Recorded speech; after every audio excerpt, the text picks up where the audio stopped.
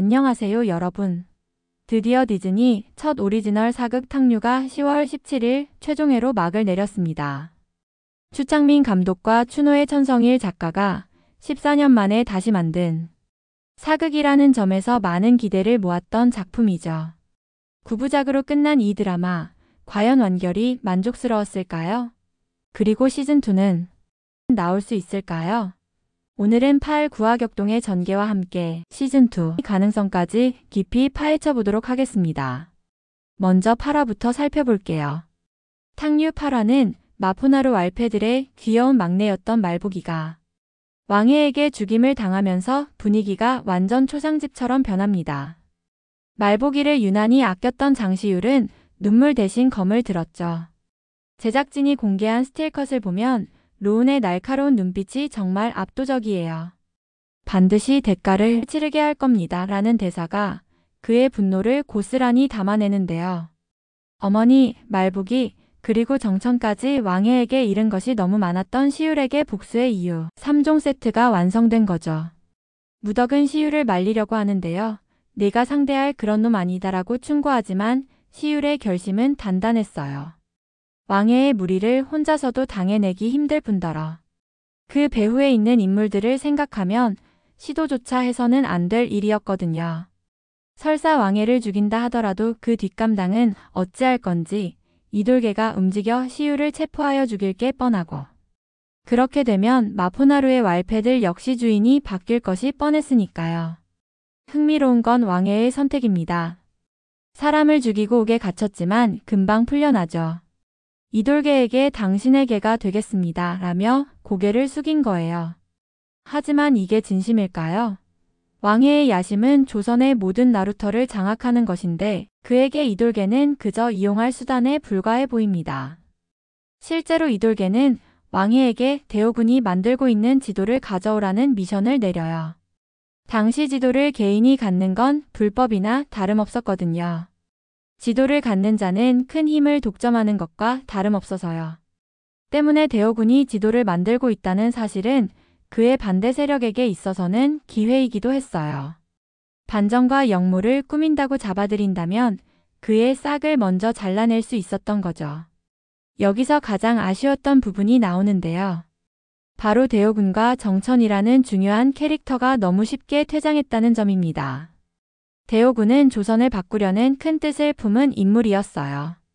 세자 책봉과 관련된 권력투쟁의 중심에 있었고 그가 만든 지도는 단순한 지도가 아니라 조선의 미래를 바꿀 수 있는 전략적 무기였죠. 하지만 왕의 패거리에게 습격당해 지도를 최정엽에게 넘기고 이돌개에게 목숨을 잃습니다. 5대1로 싸움 거치고는 선전했지만 왕해를 당해낼 수는 없었어요. 최정엽은 딸 최은에게 지도를 맡기고 창고에서 가짜 지도를 태우는 연기를 펼치죠. 목숨과 가문을 걸고 지도를 지키려 한 거예요. 그리고 정천. 박서암이 연기한 이 캐릭터는 사실 드라마에서 가장 큰 연기 빈틈이라는 평가를 받았는데요. 하지만 막상 왕의 패거리와 맞서다 죽는 모습은 너무 허무했어요. 1대1도 아니고 다대1로 싸우다 쓰러지는데 큰 비중 없이 그냥 가버린 느낌이랄까요?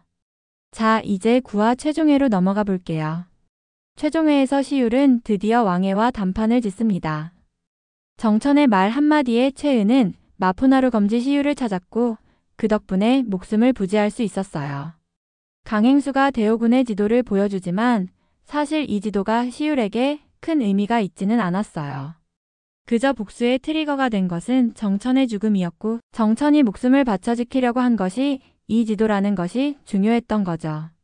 친구가 목숨을 바쳐서라도 지키려고 한 이 지도가 무용지물이 되도록 할 수는 없었던 시율은 최은 일행을 안전하게 도피시킬 방법을 생각해냅니다.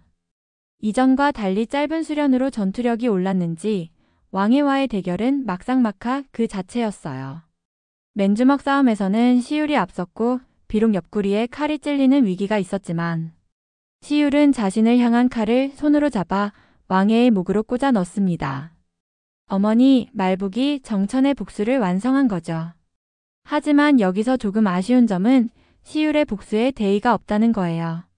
정천이나 대오군처럼 나라를 위한 큰 뜻이 아니라 순전히 개인적인 복수에 그쳤다는 점이 전체적인 스토리 스케일을 좀 작게 만든 느낌입니다.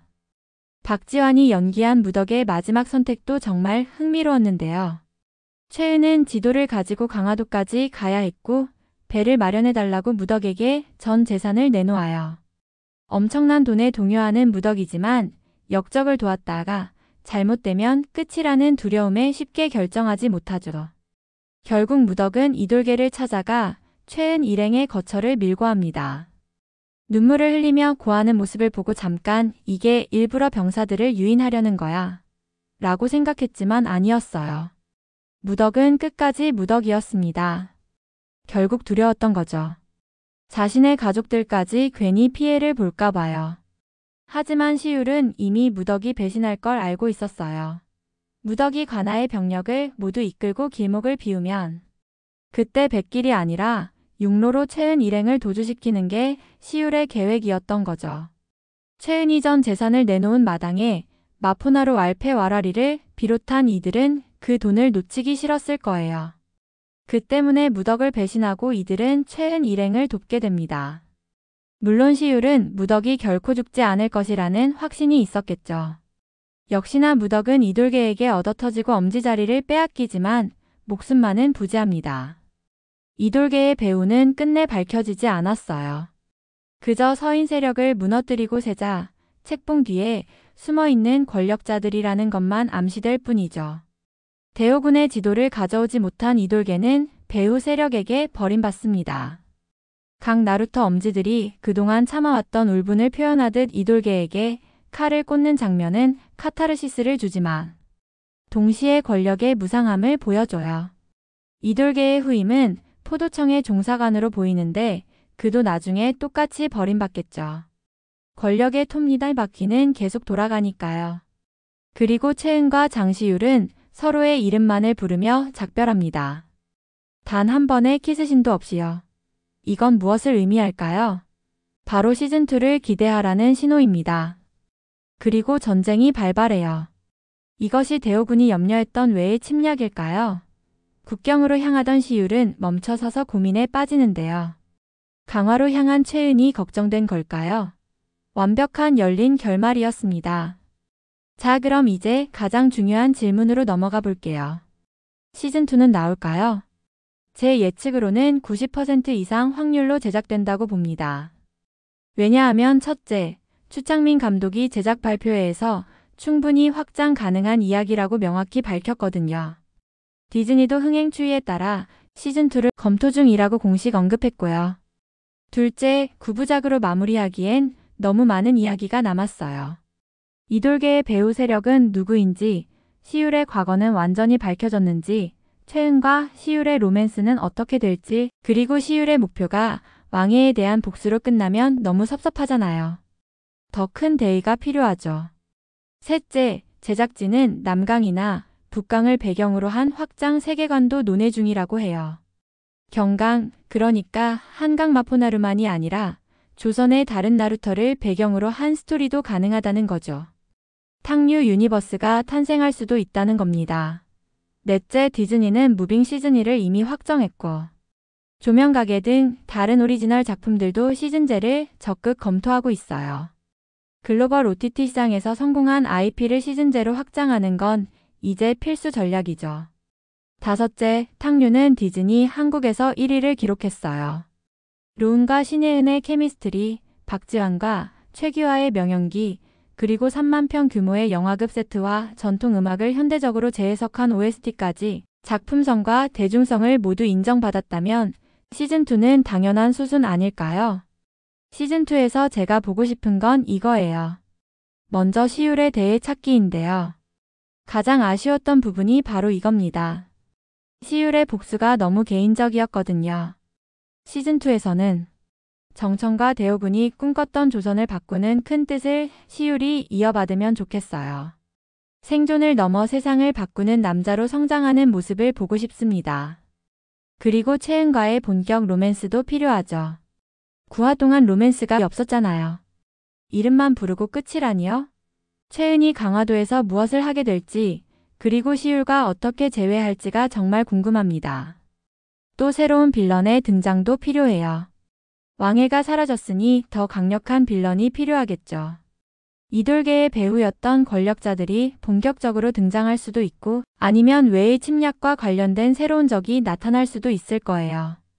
개인적으로 무덕이라는 캐릭터가 너무 매력적이었는데요. 박지환의 연기도 훌륭했고요. 엄지 자리를 잃었지만 살아남은 무덕이 시즌2에서 어떤 역할을 할지 기대됩니다. 혹시 시율과 다시 손을 잡게 될까요? 그리고 천성일 작가는 역사에 기록된 그대로 쓸 것이라고 밝혔잖아요. 시즌2에서는 조선 중기의 실제 역사적 사건들, 외란이나 호란 또는 당쟁 등과 연결될 수 있을 것 같아요. 단 한 가지 변수가 있습니다. 바로 로운의 입대 문제인데요. 로운은 원래 7월 입대 예정이었는데 미뤄서 홍보까지 책임있게 마쳤다고 해요. 이제 곧 입대하게 되면 시즌2 제작은 2년 정도 늦춰질 수 있겠죠. 하지만 디즈니라면 기다릴 만한 가치가 있다고 판단할 거예요. 무빙 시즌2도 긴 텀을 두고 제작하고 있으니까요. 탕류는 로맨스 1도 없는 웰메이드 사극으로 스토리의 연결이 좋고 왈패들의 매력이 넘치는 작품이었습니다. 스케일이 크지는 않았지만 충분히 재미있었고 무엇보다 할 이야기가 아직 많이 남았다는 게 가장 큰 장점이자 시즌2의 이유죠. 시즌2에서는 제발 무리하지 말고 더 완성도 높은 이야기로 돌아오길 바랍니다. 여러분은 탕류 시즌2에서 무엇을 보고 싶으신가요? 댓글로 의견 남겨주세요. 구독, 좋아요, 알림 설정도 부탁드리고요. 다음 리뷰에서 만나요.